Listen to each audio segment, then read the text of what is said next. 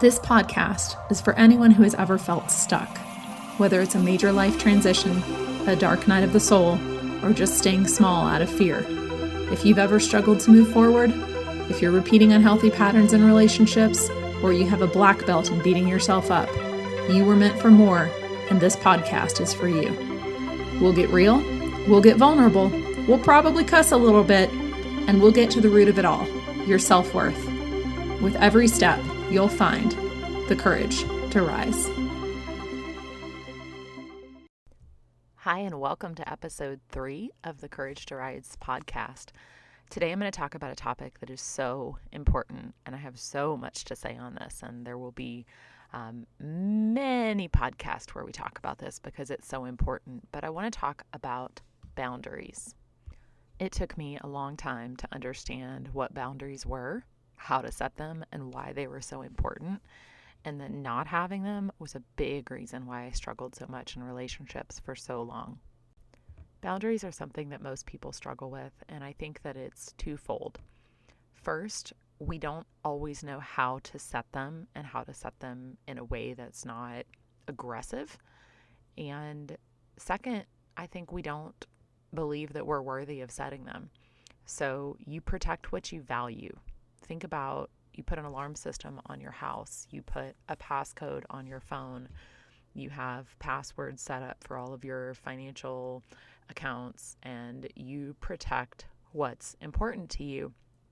And we don't always protect ourselves, and we're not even always conscious that we're not doing it, but ultimately it stems from not truly understanding our own value and our own worth. And so that's what I want to talk about today is the twofold approach to this. It's what are boundaries and how do you set them, and why are you worth setting them? So unless you're living on a mountaintop as a monk, you're going to interact with other humans. And when we interact with other humans, they trigger us, we trigger them.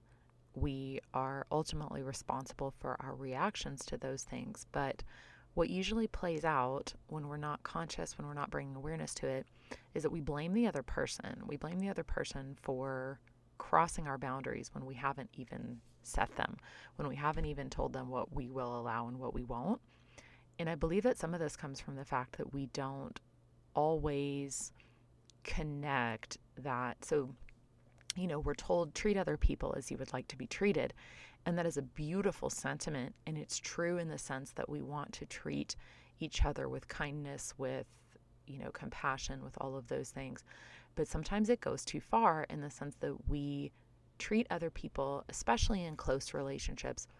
We might treat them in the way that we would want them to be treating us, but that can cross over into us becoming a doormat for someone else, because we may be doing very kind things for them. We may be going out of our way to help them. And that's a good thing when it's kept in balance. So much of these things have nuances with them. And when I talk about them, it's that we want to keep these things in balance. So we want to do kind things for people. We want to help other people. We want to show up in that way in the world. And also we want to keep in mind that we're protecting ourselves in the process. And when I say protecting ourselves, I mean we're keeping our energy, our resources, our own value in mind as we're doing those things. So if you're burning yourself out, turning yourself inside out for someone in your life, bending over backwards, trying to accommodate them, and they aren't reciprocating, and they aren't showing you gratitude, and they aren't showing you appreciation, we sometimes want to push harder and do the same things. That, well, if I keep being nice to them, if I keep doing these things for them, then they will see what I'm doing and they will reciprocate. They will show me gratitude. That very rarely happens. What happens is that they continue to take what you're giving them, and you continue to give more until you are completely depleted. And then we get resentful. And we get resentful because the other person isn't appreciating us. We get resentful that they aren't doing for us what we're doing for them. However, ultimately, we're the ones that are responsible for that, because the only person you can control in this world is yourself. And the only energy you can manage is your own energy. So if you're giving and giving and giving and giving and turning yourself inside out and doing things for someone, and they aren't reciprocating that and they're just taking, The reason they're just taking is that you're continuing to give with no. What usually happens when we get to that point of depletion and resentment is then we lash out and we go to the other extreme because we have so much resentment, so much frustration that the other person isn't reciprocating, isn't doing those things for us, that then by the time we get to that point and we set a boundary, I don't even want to call it a boundary at that point, but that's what we think a boundary is, we're really just reacting. And we're reacting because we are so tired and depleted from over functioning for that other person that then we get angry and they can't figure out what's going on, usually because they don't know. You've been giving, they've been taking, it's been working well for them, right? And so what a boundary is you being aware of managing your energy and doing for other people to the extent that it still feels good for you. And there's this whole idea of altruism that is, again, it's a very positive thing, but we have to keep these things in balance. So think of, when I say balance around these things, think of the human body and homeostasis. And homeostasis is when everything is in balance. When something in our system gets out of balance, there is dis-ease, there's disease. And the same thing happens in our psyche, the same thing happens with our emotions, with these things that, that we do for other people, that we provide for other people. It's a wonderful thing when it's in balance, but it's when it gets out of balance that there's dis-ease, discomfort, dissatisfaction. And it's from that place that a lot of problems in relationships happen. This was a huge lesson that I learned the hard way because, as I've told you, I had to learn all my lessons the hard way. I would end up in relationships or situations where I was giving, trying to please, trying to win love, trying to win affection, and I would give and give and do, and I wasn't getting it in return. And part of the reason that you're not getting it in return is that when you are over functioning in that way, when you're doing to try to gain approval, to gain love, you're sending off I'm going to say sending off the vibe, but you are giving off the energy. You are literally sending the message that you don't matter, that you can treat me however you want to treat me. I'm going to keep giving and doing for you and just sit here and silently hope that eventually I'm going to get it back, because there's the idea that if I continue to turn myself inside out for you, if I continue to show you all these wonderful things that I do for you, all the wonderful things that I'm capable of, if I continue to do those things, then eventually you will turn around and see what a wonderful human being I am. What we want to do is we want to bring that back into balance, and we want to understand that the way you set boundaries around yourself is not with Dobermans and barbed wire, because that's usually the extreme that people go to. Part of it is we've been hurt in the past. Life is pain. Life happens. We get hurt. It's a thing. I almost went off on a tangent on that. Got to keep focused. Okay, boundaries. We'll talk about that later. But the way that people think about setting boundaries before they really understand what a boundary is, again, like I said, it's Dobermans and barbed wire. It's I'm putting up all of this protection around me, and protection in a really aggressive way, because we haven't taken the steps to know how to set calm boundaries to begin with.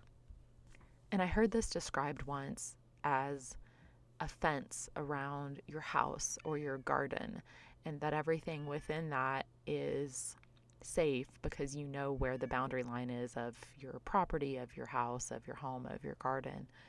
And it's the same way with people, and it's the same way with ourselves, that we understand what's behind that fence, and we know how to protect it and how to protect it in the right way.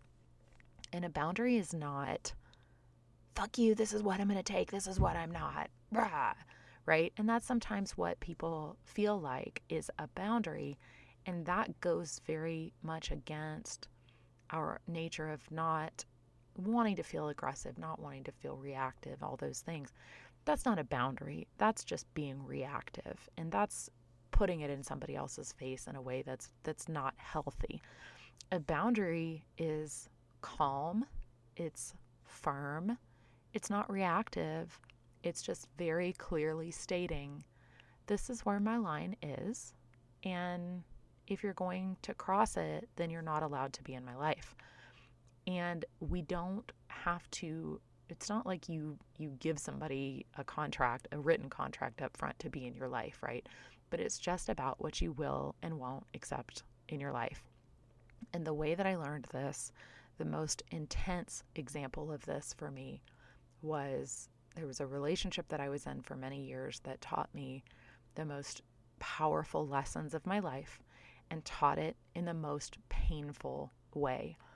And it was what showed me that I really didn't value myself, that I wasn't sending the message that I was worthy, that I felt that I was worthy, and that I would allow other people to treat me in any way that they wanted, and that I would just take it because I didn't value myself. And I shared with y'all in the first podcast my story that I've been married and divorced twice, and the ups and downs that I went through along that road. And in between my marriages, I did actually for the first time start to really understand more about my value and my worth, and about how to set boundaries.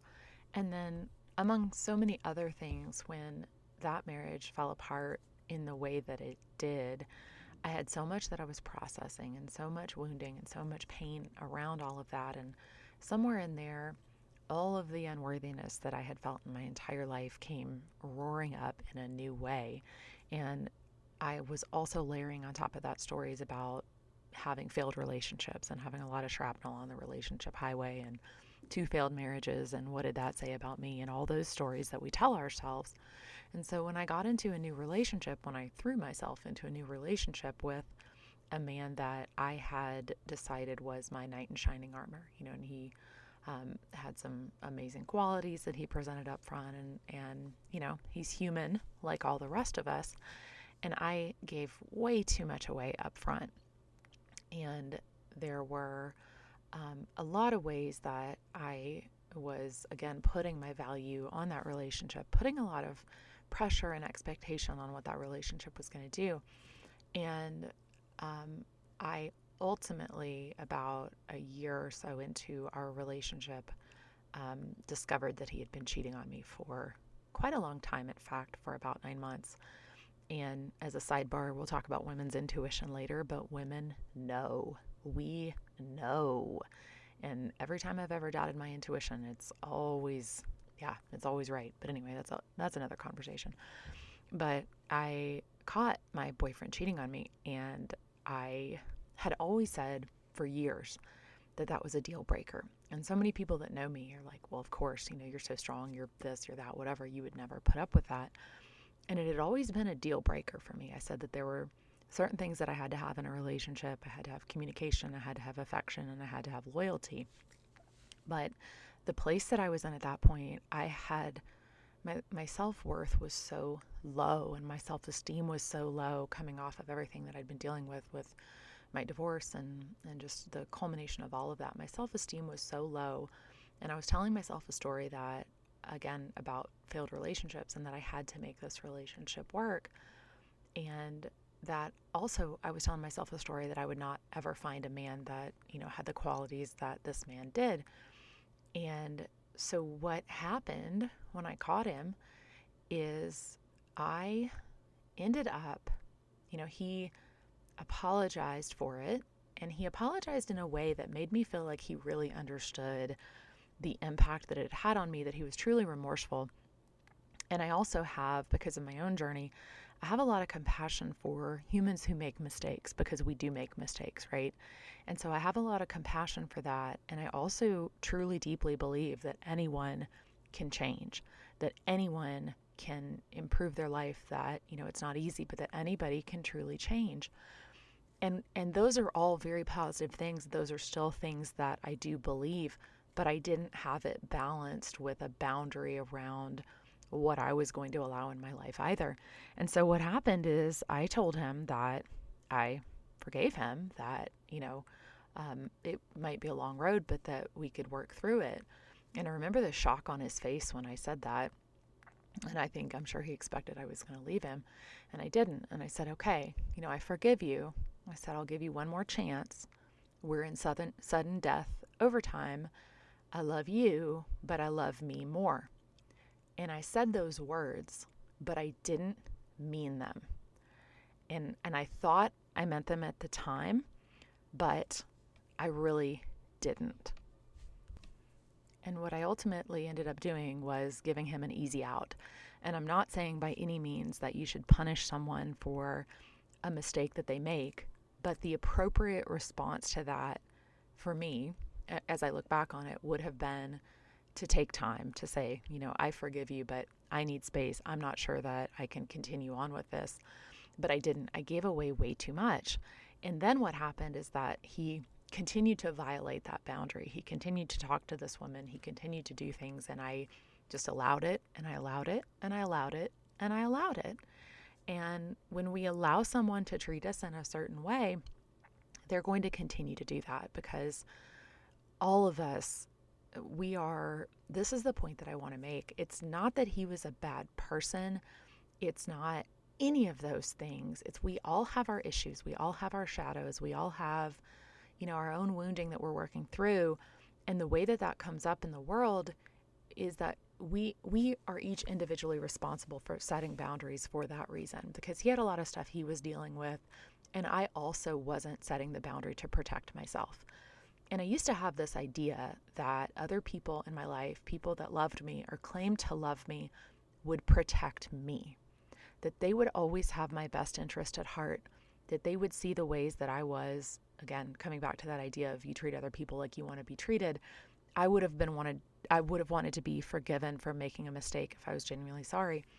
And so we come back to that idea, and I had this concept that it wasn't even something I was consciously aware of, that other people in my life would protect me, that they would set boundaries for me. And that's not the case, because we're all busy dealing with our own stuff. And so I let this go on, and I internalized it, and I took it on board myself, but he never had any consequences for his behavior. He was allowed to continue doing whatever he wanted to do, and I just kept taking it. And that's on me. That's not on him. And it's a hard thing for me to admit, because when I thought about myself leading up to that, I would have never thought that I would have allowed myself to be treated in that way, to be disrespected in that way. But again, people treat us in the way that we allow them to treat us. And I was allowing him to continue to do those things, and I wasn't leaving. There weren't any consequences for his actions. I was literally saying, energetically and non-verbally, I was saying, I don't matter. I'm not worthy. I am not valuable enough to hold the boundary that I set, that you can't be unfaithful, that you can't continue to speak to this woman that you had a relationship with. I didn't hold that boundary, and I was sending the message to him that I didn't matter, and I didn't matter to myself. And there's a lot more that I'll talk about on this topic and the things that I learned in that relationship, but that, when I look back on my journey, on my healing, on everything that came after that and that happened because I didn't draw a boundary, because I didn't value myself, when I think about all those things that happened, it is such a powerful example of boundaries and of self-worth and of self-respect. And again, it's not about being reactive. I could have the other end of that spectrum is I could have been very reactive. I could have lashed out, the whole crazy chick, paradigm, or crazy person. I don't even want to generalize by gender, because it's not about gender. It's about humans. But again, another podcast. But I could have lashed out, and, I could have lashed out at the other woman who also didn't know about me either. I could have lashed out at her. I could have, been destructive. There were a lot of things I could have done. But again, that's not setting a boundary. That's just being reactive, and that's lashing out in pain. And the appropriate way to set a boundary in that point, and this is the nuance that I think keeps a lot of people from understanding how to set boundaries, is that it's not about yelling or being reactive or punishing. You might feel all those things. You might have anger. You might have emotions to deal with. Take those away and work through those on your own. Journal, be angry, call a friend, talk to a therapist, a coach, whatever it is. But in that moment, you know, it's that person has crossed your boundary. They have proven that their behavior is not appropriate. It's not something that you'll allow in your life. And it's not about shaming them or trying to make them feel bad. It's literally just saying, this isn't allowed. And I didn't know how to do that at the time. And I have since learned also that you don't have to give people in those moments, you don't have to give them a lot of energy.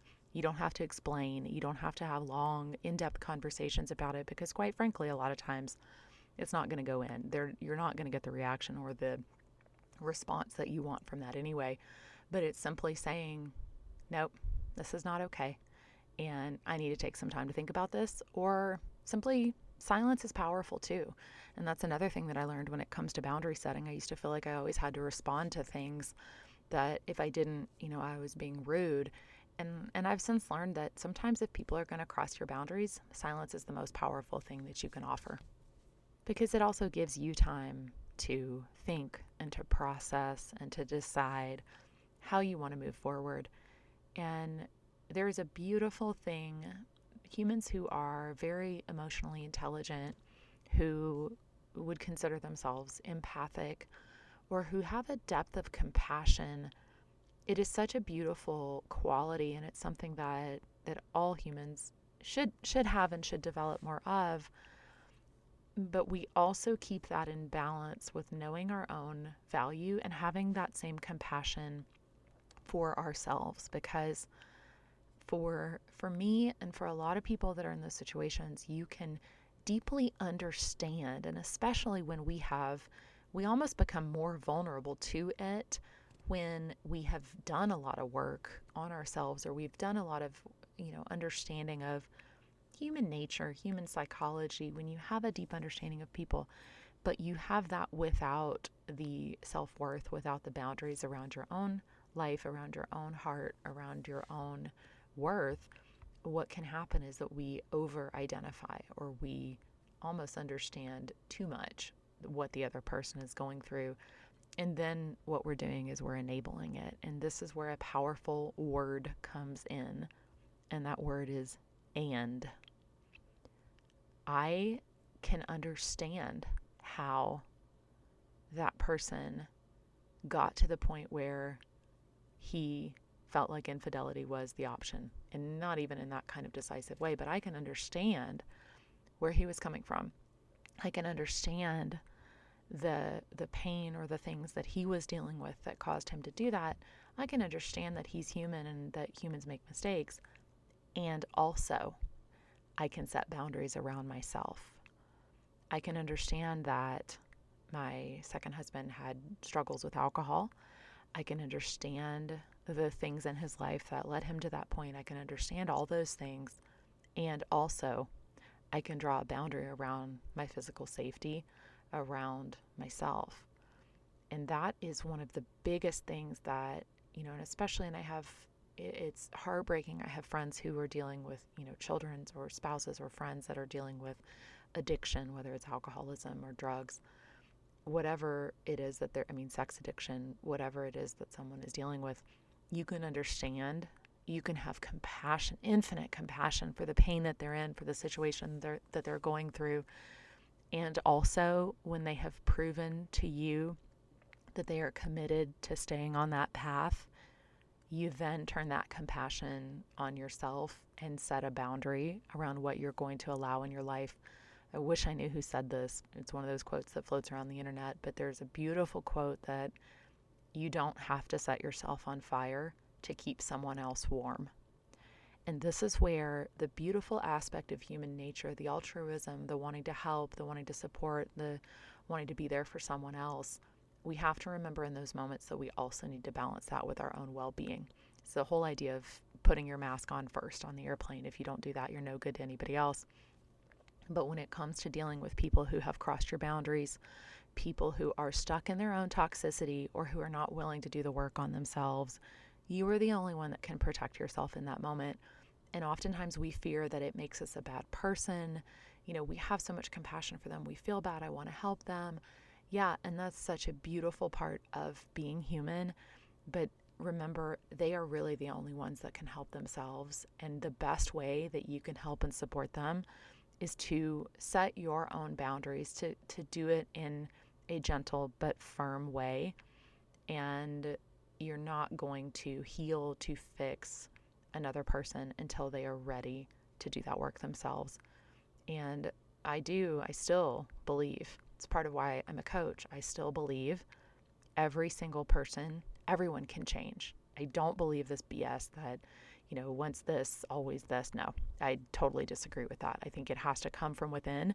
When a person says the most powerful force on this planet is when a person says deeply, I am going to change. I'm going to figure this out. I am going to heal, no matter how hard it is. Whether it's alcoholism, addiction, just pain, patterns, whatever it is, I believe every person on this planet has the ability within them to heal themselves no matter what. You might not know how, it might be hard as hell, but you can do it. And I believe that everyone can do that. And what I also learned is that it has to come from them. And us hoping, wishing, wanting, seeing their potential, seeing what's possible isn't enough.